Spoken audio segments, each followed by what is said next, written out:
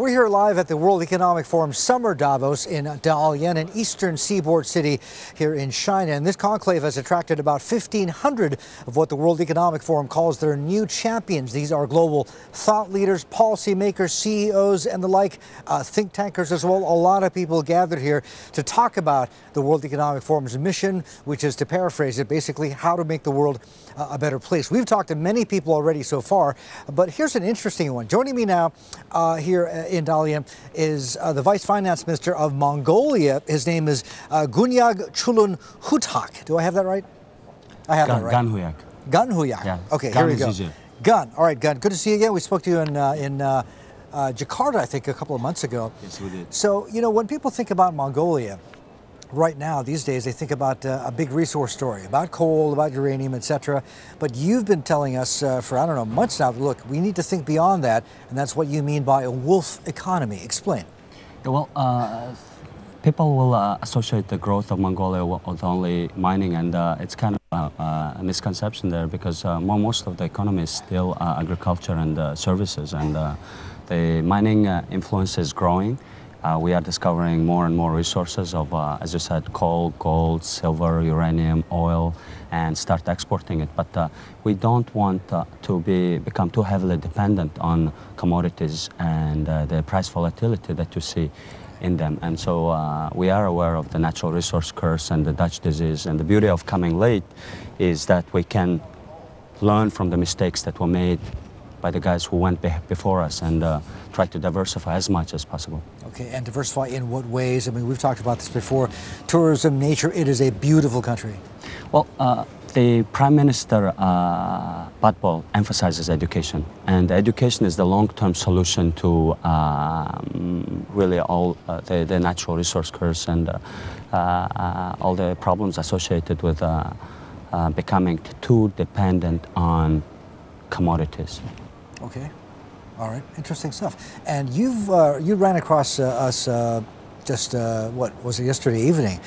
Some of the numbers that Mongolia is racking up in terms of GDP per capita are stunning.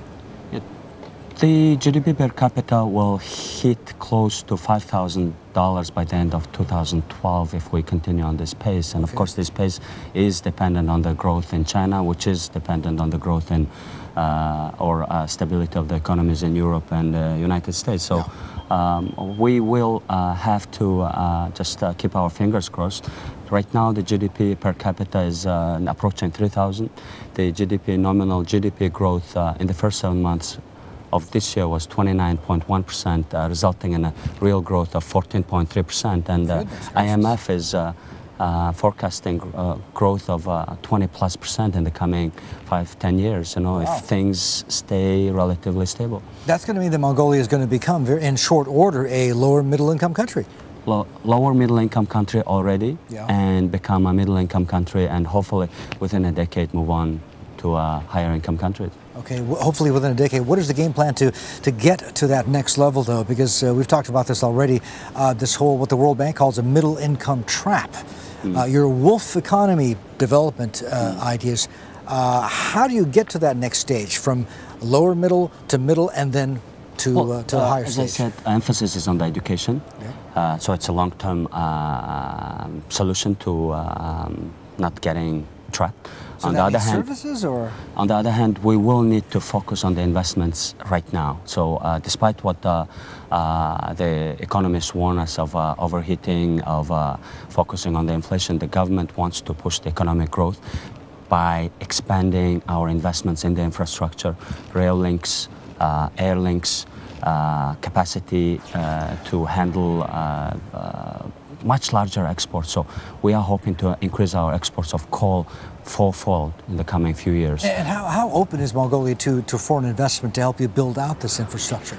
Well, in terms of ease of doing business, we are ranked about 60th.